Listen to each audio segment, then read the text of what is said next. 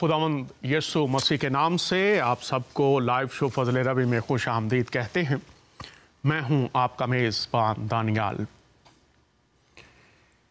हम शुक्र गुज़ार हैं खुदावंद के, जिसने फिर से ये मौका अता फरमाया है कि फिर से उसके कलाम की बातों पर गौर कर सकते हैं।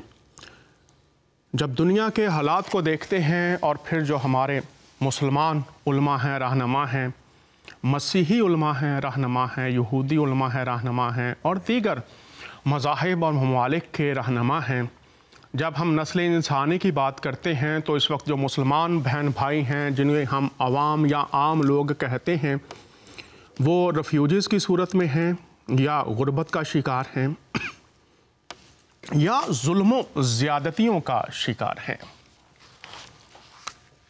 वो मज़दूर जो बुढ़ापे की वजह से मज़दूरी नहीं कर पाता, वो गरीब शख्स जिसके बच्चे स्कूल की फ़ीस ना देने से घर में बैठे हैं, वो मजबूर शख्स जिसका ख़ानदान भूख का शिकार है लेकिन इज़्ज़त नफ्स की खातिर किसी के आगे हाथ नहीं फैलाते, वो लोग जो महरूमियों का, बेबसियों का शिकार और इंसाफ करने वाले इस तरह से ज़्यादतियां करते हैं कि इंसाफ भी शर्मिंदगी महसूस करता है। इस वक्त जो खुदा ताला का कलाम कहता है उस पर तो अमल नहीं, लेकिन गैर खुदाई बातों को खुदाई रंग देकर इस तरह से अपने आप को मुतमईन कर लिया जाता है कि सब अच्छा है। बहुत से लोग जो इस वक्त मुंतज़िर हैं पूरी दुनिया में, कोई उनका सहारा बने, कोई उनको ढारस दे, कोई उनके लिए एक वक्त की रोटी मुहैया कर दे, कोई उनके लिए इंसाफ की आवाज़ बन जाए, कोई उनके लिए खुदाई कुमक ले आए ताकि जाने कि खुदाई पैरवी के दावेदार हकीकत में मेहरबानी, शफ़क़त, सिला रहमी और खुलूसो मोहब्बत की अमली तस्वीर भी दिखा सकते हैं। गुज़श्ता दिनों से मुख्तलिफ जगहों पर जाने का इत्तफाक हुआ, लोगों से मुलाकातें हुई, मायूसी, आंसू, आहें, भूख, अफलास, नाइंसाफियाँ देखी हैं। कोई है जो नस्ल इंसानी का दर्द महसूस करे, मज़ाहब, मिल्लत की ऐनकें उतार कर, तासुब की ऐनकें उतार कर आज अमली इंसान की ज़रूरत है। दर्द दिल के वास्ते पैदा किया इंसान को, वरना खुदा के लिए, इबादत के लिए फ़रिश्ते बहुत थे। और ये बातें इसलिए कर रहा हूँ कि शायद किसी के दिल में एहसास इंसानियत जाग जाए, खुदा से मोहब्बत और अपने हम जिन्स इंसान से मोहब्बत जाग जाए, ताकि हम नस्ल इंसानी के लिए, अपने हम जिन्स इंसानों के लिए बरकत, तसल्ली, हौसला बन जाएं और इस दुनिया में इंसानियत की अमली तस्वीर शायद कुछ लोगों के ज़रिए से नज़र आ जाए। मैं खुदावंद का नहायत शुक्रगुज़ार हूँ, उसने ये शो हमें दे रखा है जहाँ हम खुलकर खुदावंद के कलाम की बातों को इल्मुल तफसीर की रोशनी में, इल्हामी असूल जो ज़ाबते हैं सीखने के, उनकी रोशनी में बातों को सीखते हैं। आज का हमारा मौजू है, क्या ईसा मसीह की पैरवी शिरक है। बहुत से मुसलमान बहन भाइयों के चैनल हैं, हिंदू बहन भाइयों के हैं, सिखों के हैं, मसीहों के हैं, और ये अच्छी बात है कि बातें खुल रही हैं। लेकिन आगाज़ में ही दरख्वास्त करना चाहता हूं, बजाय इसके कि आप का जज्बा ईमानी आपके होश गंवा दे और इंसानियत से दरिंदगी की तरफ चला जाए, ये खुदा का खासा नहीं, खुदा का ये मकसद नहीं अपनी किताबें देने का। उसका मकसद है कि हम इन कुतुब को सीखने वाले बने जिस तरह से ये किताबें पैगाम देती हैं। हमारी टेलीफोन लाइंस खुली होंगी। दर्स व तदरीस के आदाब, इखलाकियात के आदाब में कॉल कीजिएगा। कोई भी सवाल हो, कोई भी बात हो, कीजिएगा और उस पर हम बात भी करेंगे। जब हम इस्लाम की तालीमात की बात करते हैं तो आज जो हमें इस्लामी तालीम नज़र आती है उसमें 4 इमाम हैं जिनकी तकलीद की जाती है। इमाम शाफी हैं, हनीफा हैं, हम्बल हैं, मालिक हैं, और इसके साथ साथ 72 फ़िरके हैं और दीगर कई फ़िरके हैं। उसके बाद हम देखते हैं सूफिया के सिलसिले हैं, बैत की जाती है, उनकी तलकीद है, और इसके साथ साथ बहुत से पीर हमें नज़र आते हैं, बहुत से दीगर असातिज़ा हमें नज़र आते हैं। और इसी तरह अगर हम मसीहत में भी आ जाएं तो बहुत से फ़िरके हैं, बहुत सी तंजीमें हैं, अपना अपना अकीदा है जिसके मुताबिक वो पैरवी करते हैं। चंद आयात आपके सामने पहले रखना चाहता हूं, लेकिन इससे पहले कि वो आयात मैं पढ़ूं, मैं आपके सामने कुरान में से एक आयत पढ़ूंगा, ख़ास तौर पर अपने मुसलमान बहन भाइयों के लिए, ताकि वो जब सवाल उठाएं या कॉल करें तो इस आयत पर पहले ज़रूर गौर कर लें। यहाँ पर लिखा है,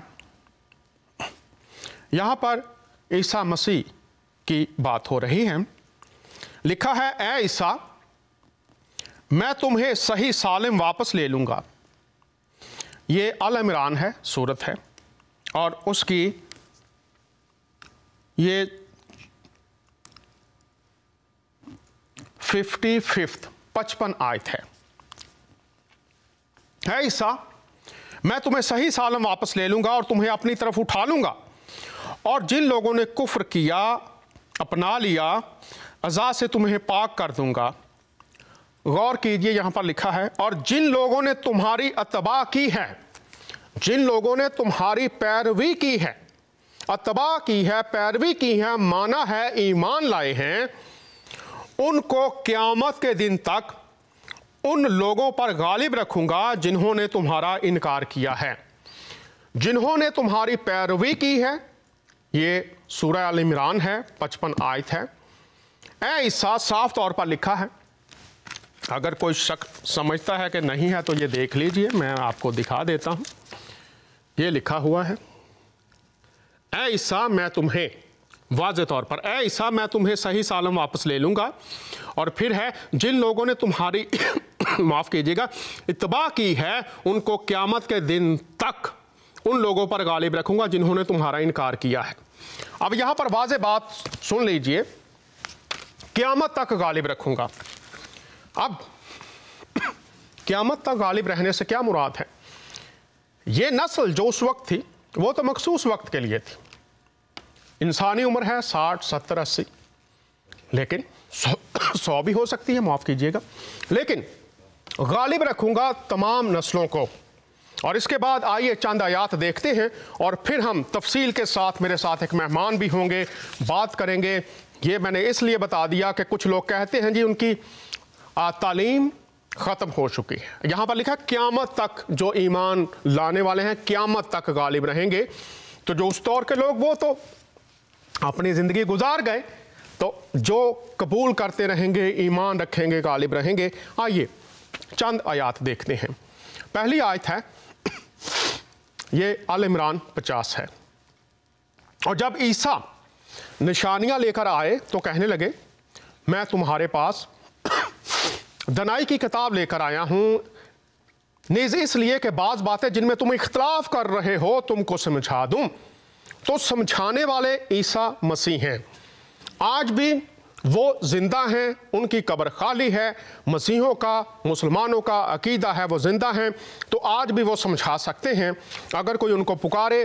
اور پھر فرمایا گیا ہے تم خدا سے ڈرو اور میرا کہا مانو۔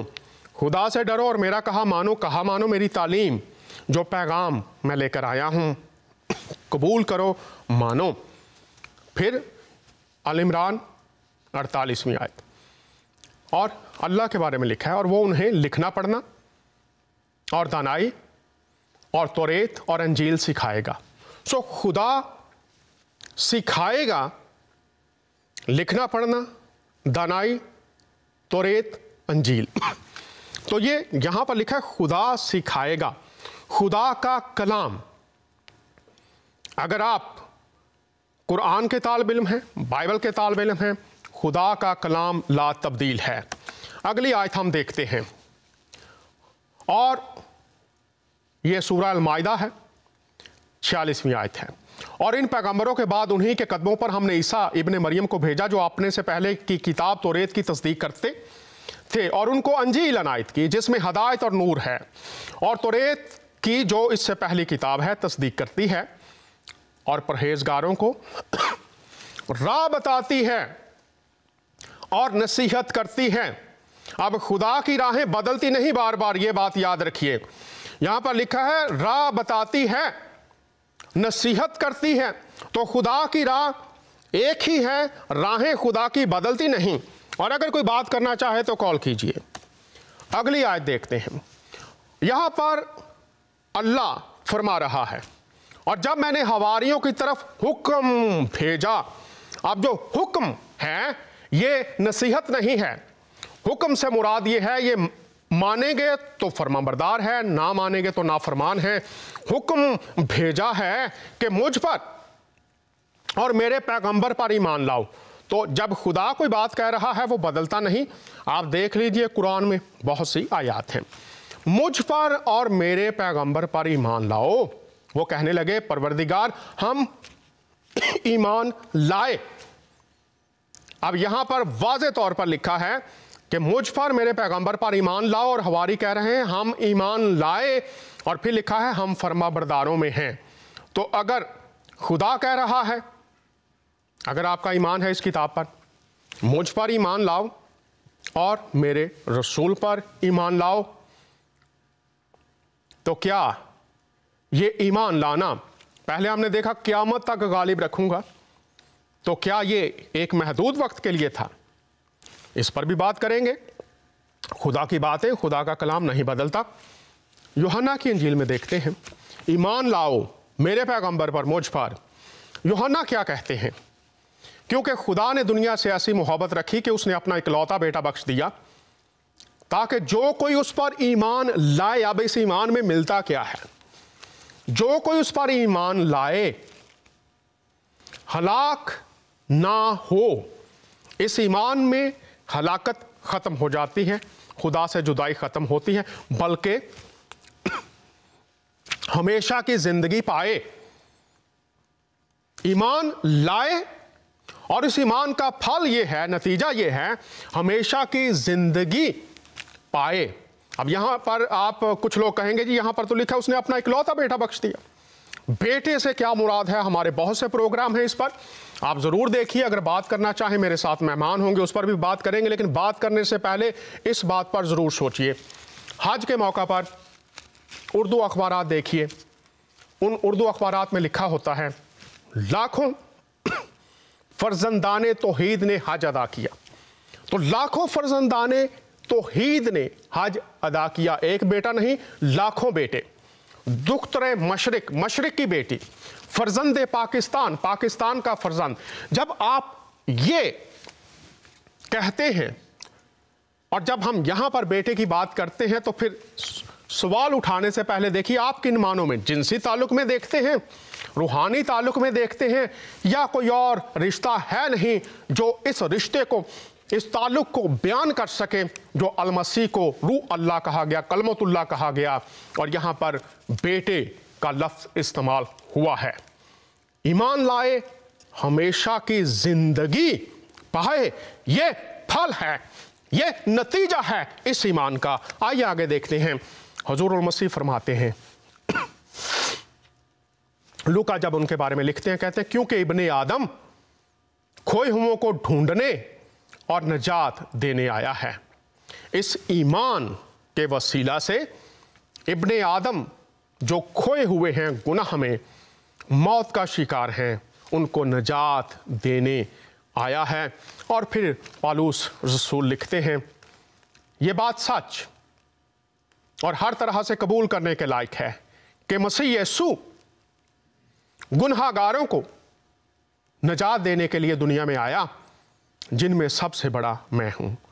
और जो लोग जनाब पौलुस की ज़िंदगी से वाकिफ़ हैं, वो एक कट्टर यहूदी उस्ताद था, यहूदी तालीम से वाकिफ़ था, लेकिन उसने मुतालिया किया और हुजूरुल मसीह को जब इस दुनिया में भेजा गया, उनके वसीला से क्या पैगाम दिया गया, उनके वसीला से नस्ल इंसानी को क्या पेशकश की गई। हम बात कर रहे हैं क्या ईसा मसीह की पैरवी शिरक है। मुतारफ करवाना चाहता दौरे हाजरा के उर्दू स्कॉलर्स में से एक बड़ा नाम, हमेशा बड़ी इज्जत की बात समझता हूँ, हमारे साथ शरीक होते हैं जनाब मोहतरम प्रोफेसर असगर अली साहब। असगर भाई, आपको खुश आमदीद कहते हैं, कैसे हैं आप? आपकी बहुत बहुत शुक्रिया और खुदा के फजल करम से खैरियत से हैं। फिर से एक बार आपकी शुक्रिया मदऊ करने के लिए, अपने प्रोग्राम में शामिल करने के लिए। आपका अपना प्रोग्राम है, पूरी दुनिया में जो लोग देख रहे हैं आप सबका अपना प्रोग्राम है। तो प्रोफेसर साहब, मौजू है कि पीरों की पैरवी है, इमामों की पैरवी है, और उसके बाद हम देखते हैं मुख्तलिफ सूफियाँ हैं, उनकी पैरवी है। जब हुजूरुल मसीह की बात आती है तो शिरक साथ जोड़ दिया जाता है। पहली बात, शिरक क्या है? कबल इस्लाम, कबल मसीहत, इसका तस्वुर क्या था, और आज मसीहत में और इस्लाम में शिरक क्या है, इसको कैसे समझा जाए? जी, और इसके लिए हमें कम से कम 6 बातों को देखना पड़ेगा और तब हम किसी मुकम्मल एक फैसलाकीन फैसले पर पहुंचेंगे।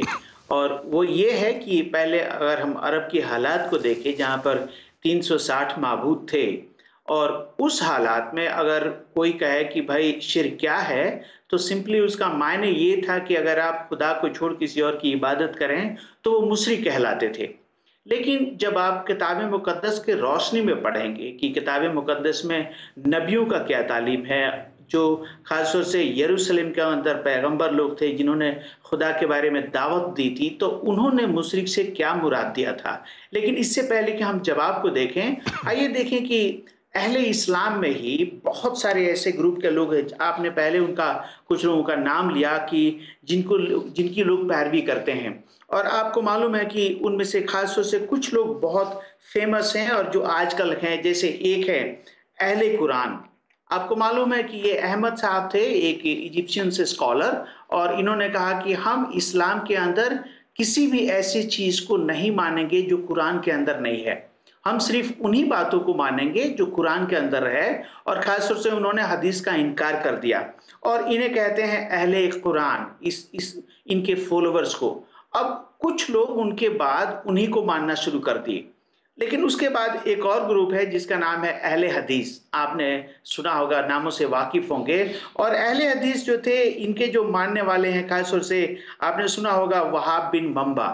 तो ये मोहम्मद इब्ने अब्दुल्ला वहाब जो थे, ये 1703 से लेके 1792 में थे, और इन्होंने कहा कि हम इस्लाम के सिर्फ उन्हीं बातों को लेंगे जो हदीस में है एंड सीरत रसूलुल्लाह में है। तो एक तरीके से ये अहले कुरान के थोड़े से खिलाफ में है या उनसे हटकर हैं, और इनका ये दावा है कि नहीं, हम सिर्फ उन बातों को लेंगे जो हदीस के अंदर मुंदर्ज है। اور کچھ دنوں کے بعد لوگ ان کو ماننے لگے، اور آج ان کو وہابیزم بھی کہا جاتا ہے کہ یہ وہابی لوگ ہیں۔ اس کے بعد آپ کو معلوم ہے کہ ایک اور جناب تھے جنہوں نے قائم کیا جماعت اسلامیہ، اور جو جماعت اسلامیہ تھے ابو اعلیٰ مودودی تھے، اور انہوں نے جو جماعت اسلامیہ کو قائم کیا، کچھ دنوں کے بعد لوگ ان کو ہی ماننا شروع کر دیے۔ اور آپ کو معلوم ہے کہ ایسے بہت سارے لوگ، جیسے تبلیغی جماعت ہے، محمد الیاس صاحب نے اس کو فاؤنڈ کیا تھا، اور قادیانی ہے، غلام احمد قادیان ہیں جو احمدیہ موومنٹ کے ہیں، اور آپ نے کہا کہ صوفیوں میں خاص طور سے دو بڑا گھرانہ ہے، ایک کہتے ہیں غوثیہ گھرانہ جو غوث پاک کے ماننے والے لوگ ہیں، اور ایک ہے چشتیہ گھرانہ جو ہندوستان میں ہے، اور ان کے اندر ایسے سینکڑوں صوفی لوگ ہیں۔ اب لوگ ان کی پیروی کرتے ہیں، لیکن جب لوگ ان کی پیروی کرتے ہیں اور ان سے پوچھئے کہ کیا یہ مشرک ہیں، کیا یہ شرک کرتے ہیں، تو لوگ جو سمجھتے ہیں، جو جانتے ہیں، وہ کہیں گے کہ نہیں۔ اور پوچھئے سوال کیوں نہیں، تو کہیں گے کہ نہیں، یہ لوگ بھی ان چار اماموں کا جن کا آپ نے نام لیا ہے، کہیں نہ کہیں ان سے اپنے زندگی کے کسی حصے میں متاثر تھے، اپنے حالات سے متاثر تھے، اور اسی لیے ان چار اماموں کو یہ لوگ مانتے تھے۔ تو اب ان کے ماننے والے غلط ہیں، ان کا طریقہ غلط نہیں تھا۔ اور وہ چار کون ہے؟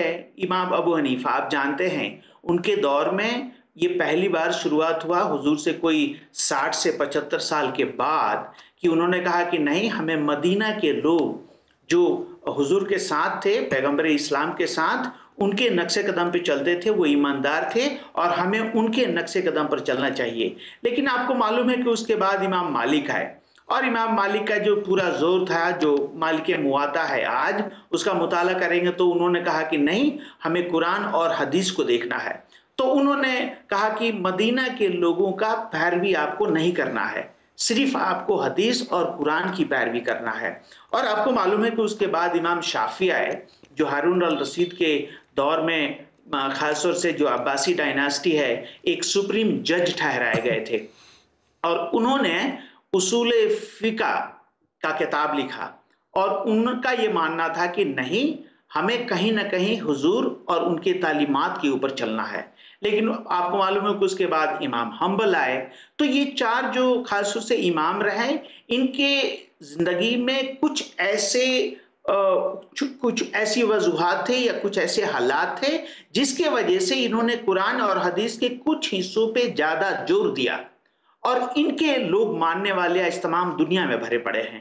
لیکن اگر اسکالرلی اسٹڈی کریں گے تو لوگ کہیں گے کہ دیکھیے، ان کے ماننے والے غلط ضرور ہیں، لیکن ان کا بتایا ہوا جو راہ تھا، ان کا بتایا ہوا جو طریقہ تھا، وہ غلط نہیں تھا، کیونکہ وہ کہیں نہ کہیں پیغمبر اسلام کے نقش قدم پہ چلتے تھے۔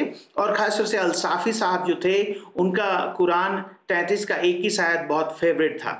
انہوں نے کہا کہ نہیں، قرآن میں لکھا ہے کہ پیغمبر اسلام تمام لوگوں کے لیے ایک بڑے مثال ہیں، اور اسی لیے ہمیں کہیں نہ کہیں ان کے مثال پہ چلنا ہے، اور اسی لیے انہوں نے کہا کہ شریعت فقہ جو آپ بنائیں گے وہ حدیث اور سیرت رسول اللہ کے اوپر آپ کو بنانا پڑے گا۔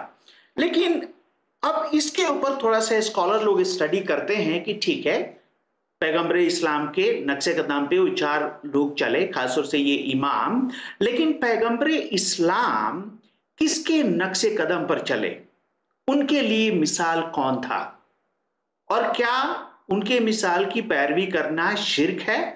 تو میں آپ سے کہوں گا کہ آپ جس پڑھ دیجئے ابن حسام، آپ جو بھی ناظرین دیکھ رہے ہیں یا سن رہے ہیں، اگر آپ کے پاس ہے تو ابن حسام پیج نمبر 66، 76 اینڈ 77، تو وہاں پر چار لوگوں کا ذکر ہے، اور وہ چار لوگوں کا نام میں پڑھ دوں گا۔ ایک کا نام ہے ابن ورقہ ابن اسد، دوسرے تھے عبید اللہ بن جاس، تیسرے تھے عثمان ابن الحفان حوارث، اور چوتھے تھے زید بن عمر۔ یہ چار لوگ حنیفہ مذہب کو مانتے تھے، اور یہ حنیفہ مذہب کے کون ماننے والے تھے؟ ان کا یہ کہنا تھا کہ حضرت ابراہیم حنیفہ تھے، اور ہم ان کے دین کو مانتے ہیں۔ اور آپ کو معلوم ہے کہ زید بن جو عمر تھے، ان کو چھوڑ باقی کے 3 لوگ کرسچن ہو گئے۔ تو اب اگر آپ پڑھیں گے سیرت رسول اللہ ابن حسام صاحب کا پیج نمبر 76 एंड 77, तो लिखा है कि इब्ने वरक्का क्रिश्चियन बन गए, उबैदुल्ला इब्ने जास क्रिश्चियन बन गए, उस्मान इब्नुल हवारिथ क्रिश्चियन बन गए। लेकिन एक उसमें इब्ने जो जैद थे, जैद बिन अमर, ये क्रिश्चियन नहीं बने, और उन्होंने पैगंबर इस्लाम को यहाँ तक कि उन्होंने उनको बुत प्रस्ती से बचाया, उन्होंने छुड़ाया, और वो एक तरीके से पैगंबर इस्लाम के उस्ताद थे। और अब पैगंबर इस्लाम, मैं चाहूंगा कि आप इस 8 आयत पे गौर व फिक्र कीजिए। इस कुरान की 8 आयत में क्या लिखा है, पैगंबर इस्लाम किसके नक्शे कदम पर चलने के लिए वो फरमाते हैं। तो नंबर 1 सूरह निसा 4 का 125 में लिखा है कि इससे और नेक कौन हो सकता है जो इब्राहिम के दीन पर चले, जो हनीफा थे और मुशरिक नहीं थे। तो याद रखिएगा, जो इब्राहिम के दीन पर चले और जो मुशरिक थे, जो मुशरिक नहीं थे। तो इसके ऊपर वो बार बार जोर देते हैं, और अरबिक में ऐसा एक लफ्ज है, इन्नी अत्तबा मालिक इब्राहिम व मिल्लत हनीफा। तो हम, यानी इब्राहिम जो हनीफा थे, हम उनके मिल्लत पे चलते हैं, और खुदा ने ये हुक्म दिया, और वो बार बार दोहराते हैं। फिर कुरान सूरह अल इमरान 3 का 67, सूरह बकरा 3 का 135, सूरह अल इमरान 3 का 95, सूरह इनाम 6 का 161, सूरह यूनुस 10 का 105, सूरह इनाम 16 का 123, और सूरह रूम 30 का 33। और इसके अलावा 4 जगह और मकामों पर लिखा है कि खुदा ने, पैगंबर इस्लाम फरमाते हैं कि खुदा ने हमें वही दिया है कि मैं इब्राहिम के दीन पर चलूं जो हनीफा थे और मुशरिक नहीं थे। खुदा ने हमें इल्हाम दिया है कि मैं इब्राहिम के दीन पर चलूं, मिल्लत इब्राहिम, और वो मुशरिक नहीं थे। तो इससे सारे लगभग स्कॉलर्स ये मानते हैं कि पैगंबर इस्लाम कहीं ना कहीं इब्राहिम के दीन पर चलते थे, इब्राहिम को अपना मिसाल मानते थे। लेकिन अब ये सवाल है कि आखिर ये इब्राहिम हनीफा कौन थे? क्योंकि हजरत इब्राहिम के बारे में तौरेत में तो जिक्र है, लेकिन तौरेत में कहीं पे ये जिक्र नहीं है कि वो हनीफा थे। तो आखिर इब्राहिम हनीफा कैसे बन गए, और उनको हनीफा कह के मानने वाले कौन थे? तो इसमें 2 किस्म के स्कॉलर्स हैं, एक मुस्लिम स्कॉलर हैं और दूसरे खासतौर से वेस्टर्न स्कॉलर्स हैं, और एक लिंग्विस्टिक बहुत बड़े स्कॉलर में गुजरे आर्थर जेफरी। तो वो कहते हैं कि सीरिया के अंदर कुछ क्रिश्चियंस लोग थे जो मसीह को मानते थे, और जिनको यहूदी लोग हनीफा कहते थे। हनीफा का मतलब कि ये लोग कन्वर्ट नहीं हुए हैं, और उन्हीं में से कुछ लोग अरब में आ गए जो कन्वर्ट नहीं थे, लेकिन वो लोग भी कहीं ना कहीं इब्राहिम को मानते थे। तो याद रखिएगा, जो क्रिश्चियन लोग यहूदी कन्वर्ट नहीं थे, जो मसीह को मानते थे, उनको हनीफा कहा गया है। और इसीलिए कुरान के कुछ आयत में ऐसा भी लिखा है कि इब्राहिम तो ना यहूदी थे और ना ही क्रिश्चियन थे, बल्कि वो हनीफा थे। तो क्यों ऐसा लिखा गया है? क्योंकि जो क्रिश्चियंस यहूदी कन्वर्ट नहीं हुए थे और वो मसीह को मानते थे, उनको यहूदी लोग हनीफा कहते थे। और हुजूर कहते हैं, पैगंबर इस्लाम कहते हैं कम से कम 9 बार कुरान के अंदर कि मैं इब्राहिम के दीन पर चलता हूं, मैं इब्राहिम के मिल्लत पर चलता हूं। खुदा ने हमें इब्राहिम के मिल्लत पे चलने के लिए हुक्म दिया है।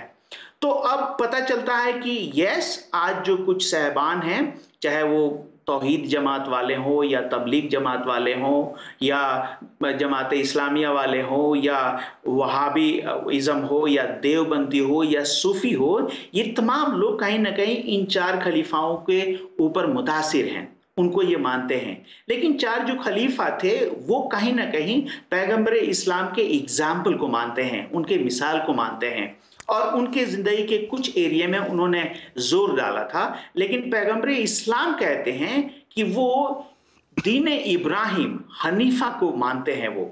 अब सवाल ये है कि ये जो हजरत इब्राहिम थे वो कौन थे, और खासतौर से हजरत मसीह का इब्राहिम के लिए क्या ताल्लुकात था, क्या ख्याल था। तो आपको मालूम है यूहन्ना के इंजील 8 का 53 से लेके 58 में कुछ यहूदी लोग हजरत मसीह से बातचीत करते हैं, और वो कॉन्टेक्स्ट ये है कि हजरत मसीह एक औरत के गुनाहों को माफ करते हैं। फिर वो कहते हैं कि दुनिया का नूर मैं हूं, और तब वो कहते हैं कि जो गुनाह करे वो गुनाह का गुलाम है, शैतान का गुलाम है। अगर मैं तुम्हें गुनाहों से आजाद करूं तब तुम आजाद हो सकते हो। और इसके बाद से यहूदी कहने लगे कि आप अपने बारे में क्या ख्याल रखते हैं, आप अपने आप को समझते क्या हैं। तमाम नबी थे वो मर गए, और आप तो ऐसी दावा करते हैं कि जो आप पे यकीन करे वो मरेगा नहीं। आप ऐसी दावा करते हैं कि खुदाई कर सकता है। और तब यहां पर हजरत ईसा यानी खुदावन यीशु मसीह कहते हैं कि मैं तुमसे सच कहता हूं, इससे पहले कि इब्राहिम हुआ मैं हूं, और इब्राहिम ने मेरे दिन को देखा था। अब अगर इसी यूहन्ना के इंजील में आप पढ़ेंगे 13 का 15 से लेकर 17 में, तो हजरत मसीह एक बात कहते हैं। क्या वो कहते हैं कि मैंने तुम्हारे लिए एक मिसाल रखा है, और अगर तुम इसे करो, मेरे नक्शे कदम पे चलो, तब तुम मुबारक हो। तो अब सवाल यह है कि हजरत मसीह का मिसाल क्या है, और हमें किसके नक्शे कदम पे चलना है, या हजरत मसीह के नक्शे कदम पे हम चलते हैं तो इससे बाइबल में मुराद क्या है, बाइबल में इसका मायने क्या है।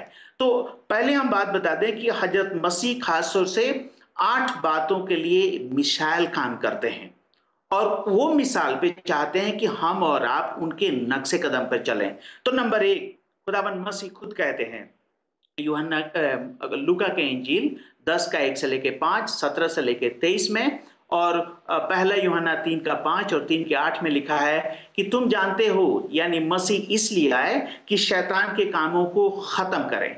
और हजरत मसीह कहते हैं कि मैंने तुम्हें हुक्म दिया है कि शैतान को अपने पैरों तले रौंदो, और कुछ भी तुम्हारा नुकसान नहीं होगा। तो एक हजरत मसीह की पैरवी हमें क्यों करना है? अगर कहीं ना कहीं आप या कोई हो जो आपके जानने वाले हैं, अगर वो शैतान से मुलब्बस हैं, जिन परेद से मुलब्बिस हैं, तो याद रखिएगा कि केवल हजरत मसीह ही आपको उस पर गलबा हासिल कर सकते हैं। हजरत मसीह ही आपको उस पर फतह दे सकते हैं। नंबर 2, खुदावंद मसीह खुद कहते हैं, आपको मालूम है मरकुस के इंजील 10 के 45 में और कई सारे जगहों पे वो कहते हैं कि इब्ने आदम यानी मैं इसलिए नहीं आया कि लोग मेरी खिदमत करें, मैं अपनी जान उनके फिदिये के लिए दूं। तो दूसरे लफ्जों में हजरत मसीह हमें गुनाहों से माफी देते हैं। और मरकुस आपको मालूम है 2 का 1 से लेके 11 में लिखा है कि एक उन्होंने लकवे कुमारियों को देखा और कहा कि ए बेटा तेरे गुनाह माफ हुए, और अपने खाट उठाकर चल फिर। तो एक ना केवल वो सिफा बख्शते हैं बल्कि वो अख्तियार रखते हैं, और तब वो कहते हैं कि तुम ये समझो कि मुझे इब्ने आदम को गुनाह माफ करने का अख्तियार है। तो दूसरा जो हजरत मसीह आते हैं, हम उनकी पैरवी क्यों करते हैं? क्योंकि वो हमारे गुनाहों की माफी देते हैं। नंबर 3, आपको मालूम है कि मौत एक ऐसा चीज है जो सबको अपने सिकंजे में ले लेती है, लेकिन हजरत मसीह कहते हैं यूहन्ना 5 का 24 और 25 में, मैं तुमसे सच सच कहता हूं, जो कोई मुझ पे यकीन करे वो नहीं मरेगा, और अगर वो मरे भी तो मैं उसे जिंदा कर दूंगा। और उसी यूहन्ना 11 का 1 से लेकर 44 में पढ़िए, तो लाजरस जो मर गया 4 दिन के बाद खुदावंद मसीह ने उसको जिंदा किया। और इसका जिक्र कहीं ना कहीं कुरान में भी है, सूरह आल इमरान 3 का 48 और 3 का 49 में, कि खुदावंद मसीह कहते हैं कि मैं मुर्दों को जिंदा करता हूं। तो मुर्दों को जिंदा कौन कर सकता है? उस पर किसको अख्तियार है? सिर्फ खुदा को। लेकिन हजरत मसीह कहते हैं कि यस, मैं जिसे चाहूं उसे जिंदगी देता हूं। तो हमें हजरत मसीह की पैरवी क्यों करना है? क्योंकि वो मौत पे अख्तियार रखते हैं। और उनके बारे में हजरत पौलुस फरमाते हैं, पहला कुरिन्थियों 15 का 19 से लेकर 57 में, खासतौर से 54, 55 और 57 में कहते हैं कि ए मौत तेरा डंक कहाँ है? और तब वो कहते हैं कि मौत का जो डंक है वो है गुनाह, और गुनाह की जो ताकत है वो है शरीयत। लेकिन हम खुदावंद मसीह का शुक्र अदा करते हैं कि खुदावंद मसीह के जरिए हमें मौत पे गलबा हासिल देता है। तो हमें क्यों हजरत मसीह की पैरवी करना है? क्योंकि वो मौत पे हमें गलबा हासिल देते हैं। मौत एक ऐसा चीज है कि लगभग सारे लोग उसके शिकंजे में आ जाते हैं, उसके पंजे से कोई बच नहीं सकता है। आगे चौथी बात, हमें क्यों हजरत मसीह की पैरवी करना है। आपको मालूम है, पहला यूहन्ना के इंजील 1:16 और 17 में लिखा है कि शरीयत तो हजरत मूसा के जरिए आया, लेकिन फजल और सच्चाई खुदावन मसीह के जरिए आया। और इसका मतलब क्या है फजल और सच्चाई?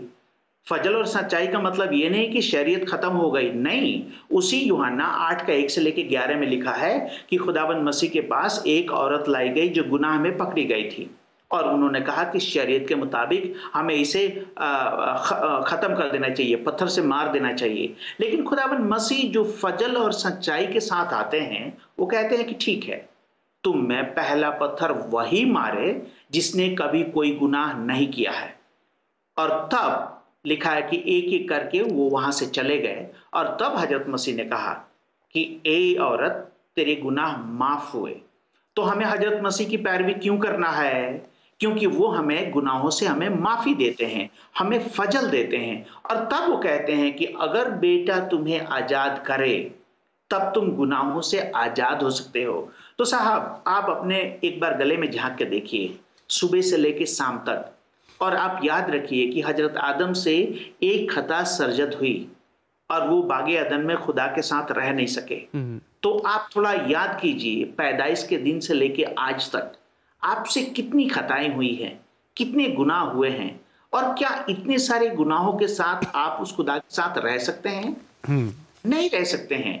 खुदावंद मसीह हैं जो आते हैं और हमें फजल देते हैं कि हम मसीह के समान खुदा के हुक्मों को मान सके। और हमें उनकी पैरवी इसलिए करना है क्योंकि हम अपने आदत से लाचार हैं, गुनहगार हैं, हमारे अंदर इतना दम नहीं कि हम गुनाहों पे कब्जा हो सकें। और खुदावंद मसीह ही हमें वो फजल देते हैं और सच्चाई पे चलने के लिए सलाहियत देते हैं, और इसलिए हमें उनकी पैरवी करना है।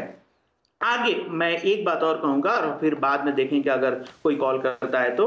खुदावंद मसीह लास्ट में कहते हैं यूहन्ना 13 का 15 से लेकर 17 में कि मैंने तुम्हारे लिए एक मिसाल कायम किया है, और अगर तुम इसके ऊपर चलो तब तुम मुबारक हो। तो मैं आपसे ये कहना चाहता हूं जनाब कि आप स्कॉलरली डिटेल में स्टडी कीजिए। अगर आप किसी सूफी को मानते हैं, अगर आप किसी इमाम को मानते हैं, आप जिस किसी को मिसाल मानते हैं, उनमें से कोई ऐसा नहीं है जो गुनाहों से बचा हुआ है, उनमें से कोई ऐसा नहीं है जो शैतान पे गलबा रखता है, उनमें से कोई ऐसा नहीं है जो आपको मौत के शिकंजे से बचा सके। अगर कोई है जो बचा सके तो वो है सिर्फ मसीह। और पहली बात मैं आपसे बताऊं कि क्यों, इसका वजह क्या है। तो पहली बात, पैदाइश 1 का 26 से 27 में लिखा है कि खुदा ने इंसान को अपने सबिया में बनाया। एनक्लूसियो 1 का 15 में लिखा है कि हजरत मसीह अनदेखे खुदा की सूरत हैं। और इसीलिए यूहन्ना के इंजील उसका 14 का 6 से लेकर 9 में जब खुदावन मसीह ने कहा कि राह, हक और जिंदगी मैं हूं, तो एक हवारी ने कहा कि खुदावन, हमें तो ये नहीं मालूम कि आप कहां जा रहे हैं, आप हमें बाप को दिखा दीजिए तो वो हमारे लिए काफी होगा। और खुदावन मसीह ने कहा कि तू ऐसा क्यों कहता है, जिसने मुझे देखा है उसने बाप को देखा है। तो खुदावन मसीह वो अनदेखे खुदा की सूरत हैं जिनके सबिया पर हमें बनाया गया था। और क्योंकि हम उनके जेरक्स कॉपी हैं, हम किसी पॉलिटिकल लीडर के जेरक्स कॉपी नहीं हैं, हम किसी फिलोसोफर के जेरक्स कॉपी नहीं हैं, हम किसी रहनुमा के स्वरूप में नहीं बनाए गए हैं, हम सिर्फ मसीह के स्वरूप में बनाए गए हैं, और इसीलिए हमें उनकी पैरवी करना है। अब इसके लिए हदीस में लिखा है, अगर आप पढ़ेंगे तो हदीस में लिखा है, मैं बता दूं आपको, सही अल बुखारी वॉल्यूम 8 हदीस नंबर 246 सुन सकते हैं आप। सही अल बुखारी वॉल्यूम 8 हदीस नंबर 246, सही मुस्लिम हदीस नंबर 6809, हदीस नंबर 6325। तो ये 3 हदीसों में लिखा है कि अल्लाह ने हजरत आदम को अपने सबिया पर बनाया, और इसीलिए जब तुम किसी अपने भाई पे अटैक करो तो अल्लाह की सूरत को बचाना। इससे मुराद क्या है? अगर आप पढ़ेंगे खासतौर से पैदाइश की किताब बाब 9 और उसका 5 और 6 में, तो खुदा ने कहा कि कोई इंसान की कत्ल ना करे। क्यों? क्योंकि इंसान खुदा के सबिया पर पैदा हुआ था। تو کہیں نہ کہیں یہ حدیث میں بھی مندرج ہے۔ تو کیونکہ ہم مسیح کے شکل میں بنائے گئے ہیں، اور اسلامی کو علماء کہتے ہیں شکل کا مطلب کیا ہے، آدم کو خدا نے اپنے سبیہ میں بنایا، اس کا مطلب کیا ہے، وہ دو معنی بتاتے ہیں۔ نمبر ایک، وہ کہتے ہیں کہ خدا کی کچھ ایسی ذات و صفات ہے، جیسے خدا سنتا ہے، خدا دیکھتا ہے، خدا عقل رکھتا ہے، تو یہ صلاحیت انسان کے اندر بھی ہے۔ اور دوسرا وہ کہتے ہیں اس سے مراد یہ ہے کہ خدا نے جو انسان کو پیدا کیا تھا تو اس میں کچھ ایسی صلاحیت دی ہے جو کسی جانور میں نہیں ہے، وہ صرف خدا میں ہے اور انسان میں، اور اس لیے حضرت آدم خدا کے سبیہ پر بنائے گئے ہیں۔ بہت شکریہ، یہ بات بائبل میں ہے۔ یس جناب، بہت شکریہ پروفیسر صاحب، آپ نے تفصیل کے ساتھ یہ بات بیان کی ہے۔ اب یہاں پر میں اپنے تمام مسلمان بہن بھائیوں سے بھی درخواست کرنا چاہتا ہوں کہ قرآن یہ بات فرماتا ہے کہ کسی بھی بات کو سچا ماننے کے لیے 4 گواہ ہونے چاہیے اور ان کی گواہی معتبر مانی جائے۔ اگر آپ کا ایمان ہے کہ 4 الہامی کتب آپ مانتے ہیں تو ضرور ہے۔ ہم سچائی کی تلاش میں یا جو کچھ بیان کیا گیا ہے اس کی پرکھ اور جانچ کے لیے حوالہ جات دیگر کتب سے بھی تلاش کریں اور دیکھیں کہ وہاں پر پیغام خدا کیا ہے۔ پروفیسر صاحب بہت شکریہ، آپ نے یہ بات بہت تفصیل کے ساتھ بیان کی۔ اب میں آپ کو ایک کلپ دکھانا چاہتا ہوں۔ بہت سے لوگ جو کہتے ہیں کہ دیگر، خاص طور پر ہمارے جو مسلمان بہن بھائی ہیں، کہ دیگر لوگ شرک کرتے ہیں، دور حاضر کے مسلم علماء کیا کہتے ہیں؟ شرک کا شکار کون ہے؟ آئیے دیکھتے ہیں اور سنتے ہیں اس کلپ میں دور حاضر کے ایک ہمارے مسلم علماء میں سے ایک۔ شرک کا یہ حال ہو چکا ہے، شرک کا یہ عالم ہو چکا ہے کہ توحید، افسوس کے ساتھ کہہ رہا ہوں، توحید شرک ہو چکی ہے اور شرک توحید کی جگہ لے چکا ہے۔ آج بہت ساری بار مسلمان کی پہچان اس کے شرک کی وجہ سے ہوتی ہے، اس کی توحید کی وجہ سے نہیں ہوتی۔ معلوم ہے؟ اس کی مونوتھیزم کی وجہ سے، وہ ایک اللہ کو مانتا ہے، اس کی پرستش کرتا ہے، اس کی عبادت کرتا ہے، اس کی بندگی کرتا ہے، اس کے سامنے جھکتا ہے، اس سے مانگتا ہے۔ اس معاملے میں ہماری پہچان نہیں ہے، ہماری پہچان ہمارے شرک کی وجہ سے ہے کہ اگر کوئی کہے آپ مسلمان ہیں تو دوسرا انسان جو غیر مسلم ہے کبھی کبھار گلے کی طرف دیکھتا، ہاتھ کی طرف دیکھتا، آپ بولتے میں کیا بات ہے، آپ کیا چیک کریں؟ نہیں، آپ نے مسلمان کہا لیکن تعویذ تو ایک بھی نہیں دکھ رہا آپ کے پاس، کہ یہ کیسے، ہاؤ از اٹ پاسبل، یہ کیسے ممکن ہو سکتا آپ مسلمان ہیں اور تعویذ نہیں؟ آپ دیکھیے مسلمان بڑے بڑے سٹارز کو جو کسی بھی فیلڈ یا کسی بھی فن کے ماہر ہیں، مگر اس کے آپ کو نظر نہیں آئیں گے۔ یا پھر عام مسلمانوں کی حالت دیکھ لیجیے، جن کو مشرکین دیکھ رہے ہیں، بت پرست دیکھتے ہیں، غیر مسلم دیکھتے ہیں، شناخت اسی چیز کی وجہ سے۔ تو گویا جس دین کی پہچان توحید کی وجہ سے تھی، جو دین دنیا میں توحید پھیلانے آیا تھا، آج اس کی پہچان، اس کے ماننے والوں کی پہچان، افسوس کے ساتھ کہہ رہا ہوں، ان کے شرک سے ہو رہی ہے، ان کی توحید سے نہیں۔ حالات یہ تھے، زمانہ یہ تھا، حالات یہ گزرے ہیں کہ مسلمان اپنی توحید کے لیے پہچانے جانے اور مانے جاتے تھے۔ یہ وہ قوم ہے جو اپنے خالق، پالنہار، پیدا کرنے والے کی صرف عبادت کرتی ہے، لیکن آج افسوس ساتھ کہہ رہا ہوں، ہماری پہچان ہمارے شرک سے ہو رہی ہے۔ یہ اسلامک ریسرچ سینٹر انڈیا سے جو حضرت آپ کے ساتھ مخاطب تھے اس کلپ میں، انہوں نے آپ کے سامنے باتیں رکھی ہیں۔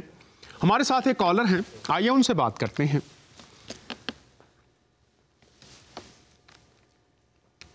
ہلو ہلو، جی کون صاحب یا صاحبہ؟ ہیلو، کچھ ٹیکنیکل خرابی ہے۔ پروفیسر صاحب، اب آپ کے ساتھ بات کرتے ہیں۔ آپ سے میں درخواست کروں گا کہ یہ بتائیے، بہت سے لوگ کہتے ہیں کہ ہمارا ایمان مسیح کے بغیر مکمل نہیں ہے۔ اب یہاں پر ہم پیروی کی بات کر رہے ہیں، تو آپ یہ بتائیے، کیا مسیح کی شخصیت پر صرف ایمان یا ان کی تعلیم پر عمل پیرا ہونا بھی اس ایمان کا حصہ ہے؟ اس پر بات کیجیے۔ ये पैरवी क्या है? क्या सिर्फ शख्सियत पर ईमान या उनकी तालीम की पैरवी भी इसका हिस्सा है? इस पर बात कीजिए। जी, और ये बात हमारे लिए आपके लिए बहुत अहम है, क्योंकि कुछ साहिबान हैं जब हम हजरत मसीह की पैरवी करते हैं तो वो पहले ये समझ जाते हैं कि इसका मतलब है कि हमें मसीह को खुदा मानना है, ठीक है। लेकिन जब हम तालीम को देखते हैं जो गॉस्पल में तमाम इंजीलों में और नए अहदनामे में मुंदरज है, तो वो ये कि हजरत मसीह का इंसान बनने का सबसे पहला जो मकसद था वो ये कि हमें और आपको एक ऐसा नमूना दिखाएं कि हर एक इंसान को कैसे ज़िंदगी जीना है। तो नंबर एक, हमें हजरत मसीह के तालीमों पर ईमान रखना है और जो भी तालीम उन्होंने हमें दिया है हमें उस तालीम को मानना है। ये हमारे लिए पहली बात है। दूसरी बात, आप जानते हैं कि हजरत मसीह की शख्सियत में दो हिस्सा था। वो एक था कि आप इंसान थे और दूसरा ये था कि आप खुदा थे। लेकिन मैं यहाँ पर आपको 10 बातें बताना चाहूँगा, अगर कोई कॉल ना करे तो, कि यहोवा खुदा कुछ अपने लिए कुछ ऐसी खास क्लेम करता है, दावा करता है जो सिर्फ ये उसी को है। और पहली सदी में हजरत मसीह अपने बारे में वो दावा करते हैं और साबित करते हैं। और तीसरा, हम देखते हैं कि वो खूबी अल्लाह ताला को यानी पैगंबर इस्लाम ने अपने खुदा को 600 साल के बाद जब इस्लाम आया तो उन्होंने अल्लाह ताला को दिया है। तो मैं आपसे कहना ये चाहूँगा कि देखिए, जो यहोवा खुदा को इस्राएल के नबियों ने जो खूबी दिया है, ठीक है, वैसी खूबी हजरत मसीह अपने लिए दावा करते हैं पहले सदी में। अब हजरत मसीह ने इस्लाम को देखा नहीं था तो वो ऐसी तालीम क्यों देंगे? और 600 साल के बाद कुरान में ये दर्ज है कि वो दावा इस्लाम का खुदा यानी अल्लाह ताला करता है। और मैं चाहूँगा कि अगर ये आपका पहला सवाल क्लियर हो गया है कि यस, हमें सबसे पहले हजरत मसीह के तालीम को मानना है। और दूसरी बात कि हजरत मसीह की जो शख्सियत है उसमें दो हिस्सा है, उनकी एक इंसानियत है और दूसरी उनकी एलोहियत है। तो उनकी पैरवीकार जो हमें बनना है वो उनके इंसानियत की पैरवीकार हमें बनना है, उनकी तालीम की पैरवीकार बनना है, क्योंकि आप इंसान बनकर के आए थे और इंसान बनकर के ये नमूना आपने इसलिए दिखाया कि हम और आप वैसी जिंदगी जी सकते हैं। हमारे आपके लिए ये मुमकिन है कि हम पाक जिंदगी जिएं, हम अपने दुश्मनों से मोहब्बत रखें, हम एक दूसरे को माफ करें, हम भी एक दूसरे की जिंदगी के लिए मदद करें और हम एक दूसरे के साथ मिलकर के रहें, जो खासतौर से हजरत मसीह का तालीम था और उनका नमूना भी था। उन्होंने कहा कि इस दुश्मनों से मोहब्बत करो और सलीब पर से उन्होंने दुआ किया कि ऐ खुदा बाप, इन्हें माफ कर दे, ये नहीं जानते हैं ये क्या कर रहे हैं। तो हजरत मसीह ने जो जिंदगी बसर की है हमारे लिए एक नमूना पेश किया है इंसानियत के नाते। और सबसे पहला हमारा फर्ज है कि हम उस हजरत मसीह के तालीम को मानें और उनके इंसानी उस नक्शे कदम पर चलें, उनकी पैरवी करें, ये जानते हुए कि यस, खुदाबंद मसीह के फजल करम से ये मुमकिन है कि हम उनकी तालीमों को मान सकते हैं और उनके जैसे जिंदगी बसर कर सकते हैं। क्या आपका सवाल क्लियर है? अभी आते हैं जी, लाइव शो फजल रबी में आपको खुश आमदीद कहते हैं। बात कीजिए, आप ऑन एयर हैं। हेलो जी, बात कीजिए, आप ऑन एयर हैं। हेलो,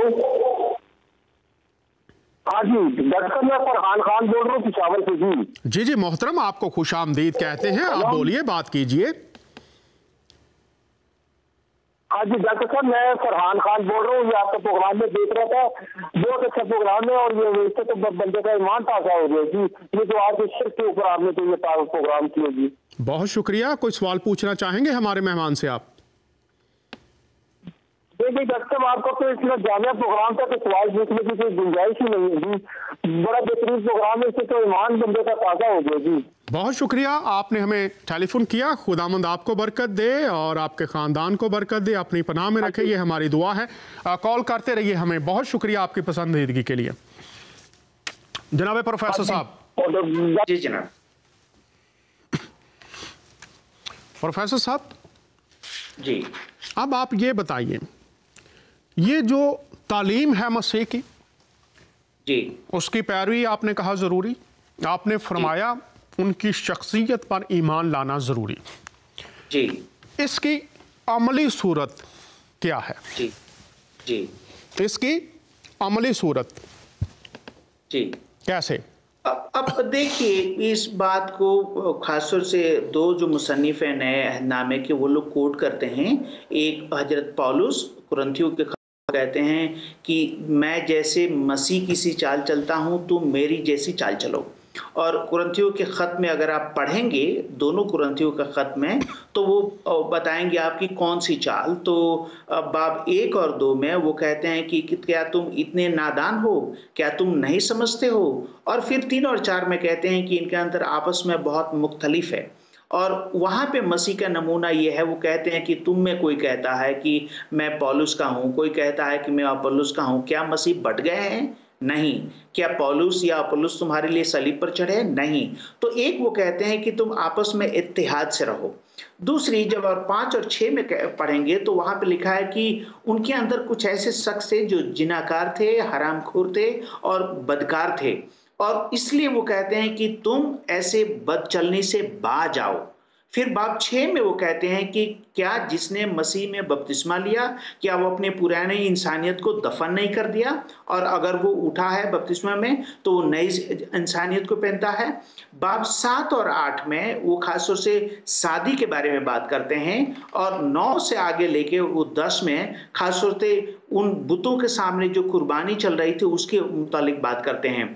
11 बाब में वो औरत को कहते हैं कि वो अपने शौहर के ताबे रहे, और खास तौर से 12 बाब में वो प्रैक्टिकली बताते हैं कि पाक रूह हमें किसी को ये हुक्म दिया है, ये मतलब इनायत फरमाया है हमें मौजज़ा करने के लिए, किसी को नबूवत करने के लिए, किसी को दूसरी ज़ुबान बोलने के लिए। और ख़ास तौर से 13 बाब में वो कहते हैं ये सबसे अव्वल बात है कि तुम लोग आपस में मोहब्बत रखो।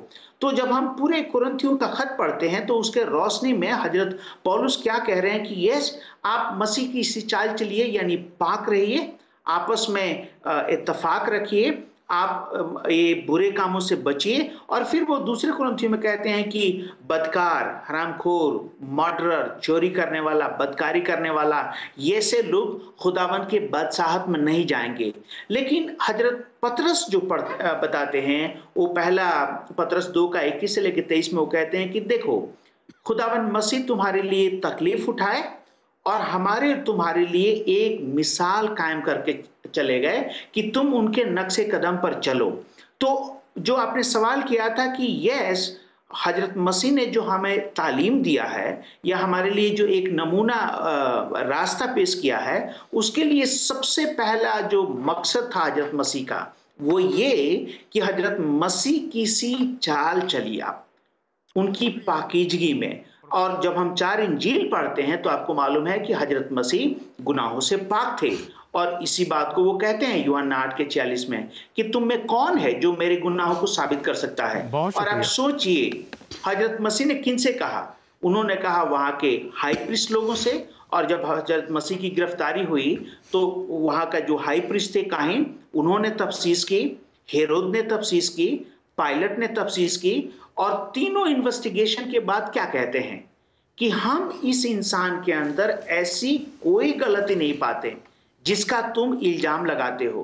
तो एक हजरत मसीह पाक थे, बेऐब थे, खासतौर से मतलब लाचार जो गरीब लोग हैं उन पर तरस खाते थे, और इसी तरस के वजह से हजारों बीमारियों को शिफा बख्शते थे। बहुत शुक्रिया, जब उन्होंने बहुत शुक्रिया जनाब, आपने ये बयान फरमाया चारों अंजील में उनकी तालीम पाई जाती है। तो आप ये फरमा रहे हैं कि उनकी मानद बनना, उनकी तालीम की पैरवी करना दरअसल मसीही होना है। अब ये बताइए, मसीह के पैरोकार बनने के लिए, बैत करने के लिए 2 मिनट आपको दूंगा, इसमें आप बताइए अगर कोई शख्स आज बैत करना चाहता है, मसीह का पैरोकार बनना चाहता है, वो क्या करे, तरीका क्या होता है? सिंपली जैसे हजरत मसीह अपने बारे में खुद कहते हैं, मत्ती की इंजील उसका 26 से 28 में पढ़ेंगे तो वो कहते हैं कि देखो, मेरा ये खून बहुतों के गुनाहों के लिए बहाया जाता है, और अगर कोई ये मान ले कि मैं गुनहगार हूँ, हजरत मसीह हमारे गुनाहों के खातिर कुर्बान हुए اور وہ مر کے تیسرے دن جی اٹھے تو وہ حضرت مسیح پہ ایمان لاتے ہیں. اور اسی وقت صاحب دیکھیے جب میں ایسے نوجوان انسان جب مسیح میں ایمان لایا تو گناہ سے ہماری ایک بہت بڑی کیا کہیں گے کشمکش تھا. ہم اس پہ فتیاب نہیں ہو پا رہے تھے. لیکن جب حضرت مسیح پہ ہم ایمان لائے اور ان سے دعائیں کی اور اپنے تمام ان غلطیوں کو اغلاط کو اپنے گناہوں کو ان کے سامنے مانا, تب ایک دن رات کو 2 بجے کچھ ایسا ہمارے اوپر آیا جیسے رمجھم بارش برستا ہے, جیسے ڈریزلنگ ہوتا ہے, اور ہمیں ایک ایسا انہوں نے طاقت عطا فرمایا کہ میں گناہوں پہ قبضہ آ سکوں. اور اس دن سے میں نے سمجھا کہ زندگی یہ ہے. تو آپ ایک بار اپنے گناہوں کو اقرار کیجئے اور دیکھیے وہ آپ کو فضل دیں گے کہ آپ مسیح کے سامان چل پائیں گے. بہت شکریہ. اور یہ ہے سمپل سا طریقہ. بہت شکریہ. اگر کوئی مسیح کی پیروی کا فیصلہ اس زمینی زندگی میں نہیں کرتا, کیا کھو سکتا ہے؟ جلدی سے 1 منٹ آپ کے پاس ہے. اب دیکھیے جناب, یہ کئی بار ہمارے حالات کے اوپر ڈیپینڈ ہے. جیسے ایک قیدی تھا جو صلیب پر تھا اور اسے 1 منٹ کا موقع ملا اور 1 ہی منٹ میں اس نے کہا کہ اے مالک خداوند مسیح جب آئیں تو آپ میرا خیال رکھیے. اور 1 ہی منٹ میں مسیح کیا کہتے ہیں کہ آج ہی تو میرے ساتھ جنت الفردوس میں ہوگا. ٹھیک ہے, تو دیکھیے جیتے جی اگر ہمیں موقع ملا ہے تو ہمیں اس موقع کا فائدہ اٹھانا چاہیے. نہیں تو حضرت مسیح نے لوکا کی انجیل 16 میں ایک انہوں نے مثال بتایا کہ ایک بہت امیر انسان تھا اور ایک لاجرس تھا, دونوں مر گئے. لاجرس ابراہیم کے گود میں پہنچایا گیا اور امیر انسان جہنم میں. وہاں سے اس نے حضرت ابراہیم سے منت کرنا شروع کیا کہ اے میرے باپ تو کسی نبیوں کو بھیج, میرے اور بھی بھائی ہیں اور وہ بھی یہاں پہ مر کر آئیں گے. انہوں نے کہا کہ نہیں, جب تو زندگی میں تھا تو ان کے پاس توریت تھی, ان کے پاس نبیوں کے صحیفہ تھا, وہ نہیں مانے. تو اس کا مطلب کیا ہے؟ مرنے کے بعد آپ کو اس کا موقع نہیں ملے گا. بہت شکریہ پروفیسر اصغر علی صاحب, بہت شکریہ, آپ ہمارے ساتھ شریک ہوئے. شاید ہم اس پر ایک اور پروگرام بھی کریں گے تاکہ جو باتیں رہ گئی ہیں ہم ان کا بھی احاطہ کر سکیں. بہت شکریہ سر, خداوند آپ کو برکت دے. ہم خدا کے کلام کی روشنی میں سیکھ رہے تھے خداوند یسوع المسیح کی پیروی کیا شرک ہے. باتیں تفصیل کے ساتھ ہوئیں. آپ کا کوئی سوال ہو ضرور ہمیں ای میل کیجئے, ٹیلی فون کیجئے, ہمیں خوشی ہوگی بات کر کے. کلام خدا میں لکھا ہے جو مسیح میں ہے وہ نیا مخلوق ہے. جو یسوع مسیح میں ہے وہ نیا مخلوق ہے. یسوع مسیح انسانوں کو نیا بنا دیتے ہیں. وہ خاکی کو نوری میں ڈھال دیتے ہیں. آسمان سے آئے تھے تاکہ ہمیں راہ دکھائیں, ہمیں بتائیں کہ میں آسمان سے زندگی, گناہوں کی معافی, ابلیس سے رہائی کا تحفہ تمہارے لیے لایا ہوں. اگر میری صلیبی موت کو ایمان سے قبول کرتے ہو, میری معافی کو قبول کرتے ہو, زمین پر تمہیں آسمان کی بادشاہت کا حق دے دوں گا.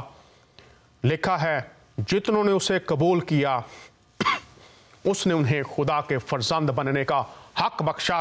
یہ حق سب کے لیے ہے کیونکہ خدا نے دنیا سے ایسی محبت رکھی کہ اس نے اپنا اکلوتا بیٹا بخش دیا تاکہ جو کوئی اس پر ایمان لائے ہلاک نہ ہو بلکہ ہمیشہ کی زندگی پائے. ہمیشہ کی زندگی کا دریا مسیح میں جاری ہے. آپ کا کیا فیصلہ ہے؟ اگلے ہفتے پھر آپ سے ملاقات ہوگی. خداوند آپ کو برکت دے. آپ کا میزبان دانیال.